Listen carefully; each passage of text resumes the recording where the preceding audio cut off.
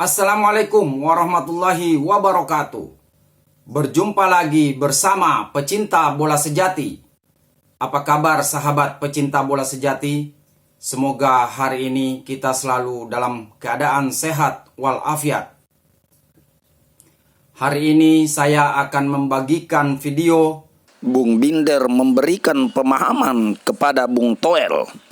Untuk mengikuti informasinya lebih lanjut, mari kita simak videonya bersama-sama. Passion, satu kata yang gue highlight dari Coach Patrick Kluivert tentang bagaimana fans sepak bola di Indonesia itu levelnya berbeda, another level. Ya, gue merasa passion adalah yang membawa diri ini bisa melangkah jauh, bisa berlari, bisa mengejar sesuatu yang sebelumnya belum pernah terbayangkan. Dari passion, apapun bisa terjadi. Dari passion, apapun bisa dilakukan. Dari passion juga, semua mimpi bisa dikejar.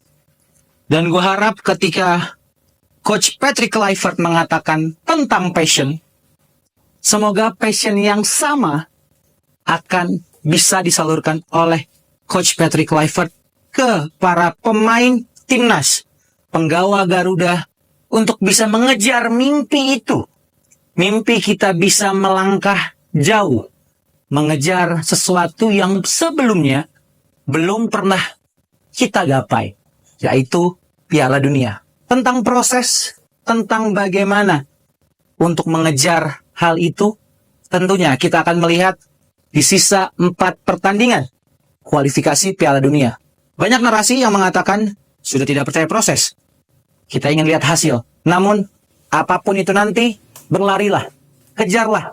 Lewat passion, semoga apa yang kita nantikan, apa yang kita mimpikan, garis finish menuju Piala Dunia bisa tercapai. Mohon maaf, bukan mengecilkan arti pemain Indonesia, enggak. Tapi ini faktanya, dan kita tidak bisa menyalahkan 100% para pemain kita gitu kan, karena memang saya pun merasakan hal sama. Saya kurang mendapatkan knowledge atau edukasi tentang bagaimana menjadi seorang pemain profesional sejati gitu. Dan ini menjadi pekerjaan rumah bagi seluruh stakeholder sepak bola Indonesia, bahwa untuk mendapatkan sesuatu hasil yang maksimal itu prosesnya ini harus benar gitu kan. Diawali dari mindset para pemain itu sendiri ya. Para pemain di sini ini benar-benar fokus dengan passion dia gitu kan. Istilahnya gini, mereka tanpa diingatkan akan melakukan hal yang maksimal gitu kan.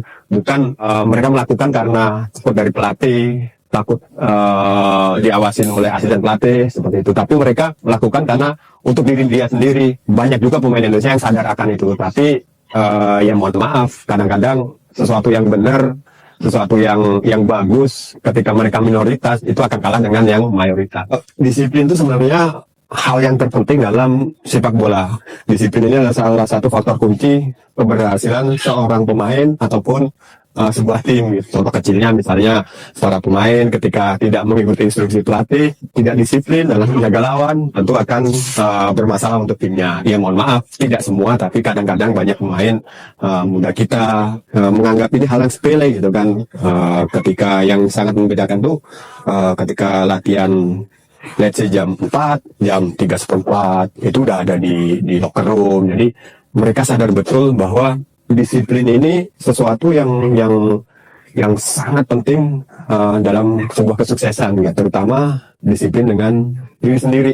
Itu yang menjadi kuncinya lah menurut saya. Posisi saya akan check and balance, konteks mengejar mimpi yang ada. Patrick Kluivert harus diberi kebebasan untuk memilih tim terbaik yang dia mau. Cuma ketika saya bicara gambaran sepak bola yang lebih besar tentang membangun sepak bola, saya punya kepihakan kepada pemain-pemain Indonesia. Karena saya ingin tim nasional kita disuplai, dikontribusi oleh produk sepak bola kita. Kalau ini terjadi, maka sepak bola kita terlihat ada dinamika progresif. Paham nggak maksud saya? Naturalisasi memang diizinkan, saya juga tahu regulasi itu. Benar nggak? Maka saya bilang itu akselerasi. Apalagi ngejar mimpi, itu haknya pelatih. Tapi nanti dalam diskusi konteks yang lebih besar, saya tetap akan mengingatkan. Sekali lagi saya bilang, saya akan tetap mengingatkan bahwa kita harus bangun sepak bola kita. Supaya nanti dari sinilah, dari sepak bola yang kita bangun, ada konten ke tim nasional. Apa artinya? Ada perasaan kita di sana. Kita merasa bahwa sepak bola kita berkontribusi terhadap prestasi timnas. Ada saham, ada jerih payah keringat darah di sana. Kalau sekarang ya mau tenang, bahkan beberapa kali dia tersenyum dan tampaknya dia optimis dengan peluang timnas Indonesia kita untuk lolos ke Piala Dunia. Dan betul faktanya ini bukan tugas yang mudah bagi Patrick Kluivert. Tugasnya sangat berat. Tapi juga penting bagi pelatih baru ini punya mindset yang positif, punya visi yang jelas ke depannya. Bahkan dia juga mengatakan bahwa memang dalam waktu dekat ini yang dia fokus dengan tim pelatihnya adalah untuk 4 pertandingan kan. 4 pertandingan di round 3 ini kan. Yaitu pertama lawan Australia, kemudian lawan Bahrain, dan kemudian lawan Jepang, dan juga lawan China. 4 pertandingan ini difokuskan. Tapi kemudian juga bahkan nanti akan ada rencana untuk persiapan timnas Indonesia bermain di Piala Dunia. Artinya dia telah mempelajari materi pemain dari timnas Indonesia dan juga sedikit banyak lah mempelajari peta kekuatan di round 3 ini.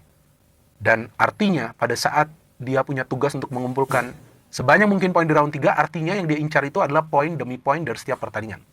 Dan yang dia fokus dulu untuk 2 pertandingan di bulan Maret. Yang dia katakan targetnya adalah 4 poin, walaupun dia inginkan 6 poin, tetapi dia respect kepada tim lawan. Artinya sebetulnya target lawan Australia itu juga adalah kemenangan. Tapi targetnya lebih realistis dengan mengatakan 4 poin. Sama seperti yang saya katakan. Ya, 4 poin itu realistis untuk bulan Maret. Walaupun kalau bisa menang ya bagus, itu bonus. Potensi untuk menang di Australia itu besar. Tapi lagi-lagi diperlukan strategi dan juga taktik. Jadi bukan saja materi pemain. Strategi dan taktik. Nah, inilah yang saya masih belum tahu apa nanti yang akan dipilih oleh Patrick Kluivert. Memang dia mengatakan bahwa dia ingin timnas kita bermain lebih menyerang. Ya kan? Tapi ya tergantung juga nanti pada saat bermain di Australia. Karena Australia juga adalah tim yang kuat. Tapi pada saat dia mengatakan ingin bermain menyerang, artinya sedikit banyak dia sudah punya planning di otaknya. Bahwa kira-kira formasinya seperti apa. Bahkan dia mengatakan, ya dia inginnya sih formasinya dengan 4 back sejajar. Tapi mungkin juga akan memakai formasi 3-5-2 yang dipakai timnas lawan Arab Saudi. Jadi tampaknya pelatih ini fleksibel. Dan yang saya suka dia mengatakan bahwa dia tidak khawatir dengan tekanan. Ya, dia mengatakan itu kan, bahwa dia tidak khawatir dengan tekanan. Nah, inilah yang perlu juga dipahami oleh para pemain. Jadi jangan sampai bermain di bawah tekanan. Karena kalau bermain di bawah tekanan, udahlah, pasti sedikit-sedikit panik. Namun, nggak gampang loh bagi Patrick Kluivert untuk bisa menyatukan para pemain loh, teman-teman. Nggak gampang. Memang dia punya waktu 2,5 bulan, tapi setelah saya pikir-pikir, ya 2,5 bulan itu kan dia punya tanpa pemain. Ya, pemain-pemain itu kan kumpulnya nanti. Jelang pertandingan, apalagi pemain-pemain yang bermain di luar negeri. Nah, gimana caranya nanti dia bisa menyatukan langsung? Atau mungkin sekarang sudah mulai komunikasi dengan para pemain. Karena kan waktunya nanti, ya singkat sekali loh. Saya baru kepikiran sekarang loh. Oke, 2,5 bulan ini ada waktu. Mungkin sekarang ini komunikasi dengan para pemain, mempelajari. Ya, lagi-lagi mempelajari lebih detail lagi tentang kekuatan dari tim lawan. Tapi untuk menyiapkan strategi ini kan, ya kalau para pemain cuma berkumpul beberapa hari, nggak akan gampang bagi Patrick Kluivert. Maka itu saya harapkan 2 asisten pelatihnya juga bisa membantu dia. Alex Pastur kan belum datang ya. Tapi sudah ada Dani Lanzat ya. Alex Pastur yang feeling saya nih, yang merupakan otaknya nih nanti untuk strategi dan taktik. Kalau Kluivert ini kan sosoknya, figurnya nih. Untuk berkomunikasi dengan para pemain. Dia bahkan mengatakan bahwa para pemain lokal yang merupakan jantung dari tim nasional Indonesia. Dan itu gak salah dia mengatakan seperti itu. Tapi dia juga mengatakan kan dia belum melihat juga secara full kualitas dari para pemain lokal kita yang bermain di kompetisi domestik. Walaupun menurut saya tetap untuk 4 pertandingan ke depan ini, mayoritas yang akan dipilih adalah pemain-pemain diaspora kita. Karena seperti yang selalu saya katakan, bahwa timnas Indonesia kita bisa perform seperti sekarang, bisa masuk ke round 3 babak kualifikasi Piala Dunia, bisa punya peluang untuk lolos ke Piala Dunia. Sampai sebelumnya juga timnas U23 kita lolos sampai semifinal di Piala Asia U23, sampai timnas senior kita lolos dari fase grup Piala Asia. Ya karena memang hadirnya pemain-pemain diaspora ini, hadirnya para pemain kita yang bermain di Eropa. Kalau nggak akan bisa. Nggak akan bisa. Karena kita sama-sama tahu, kualitas para pemain lokal kita ini belum memenuhi standar untuk bermain di level tertinggi seperti sekarang. Jadi inilah yang kita harapkan, bahwa yang akan dipilih adalah pemain-pemain pilar yang sebelumnya memang sudah punya track record performa untuk memberikan kontribusi. Dia juga pastikan bahwa J. Itzes akan tetap menjadi kapten. Ya artinya dia menjawab segala sesuatu yang dipikirkan oleh kita semua sebagai supporter tim nasional Indonesia. Tapi kan segala sesuatu ini baru dia jelaskan secara verbal, belum dia praktekkan. Nah, ini yang nanti kita tunggu secara praktek seperti apa.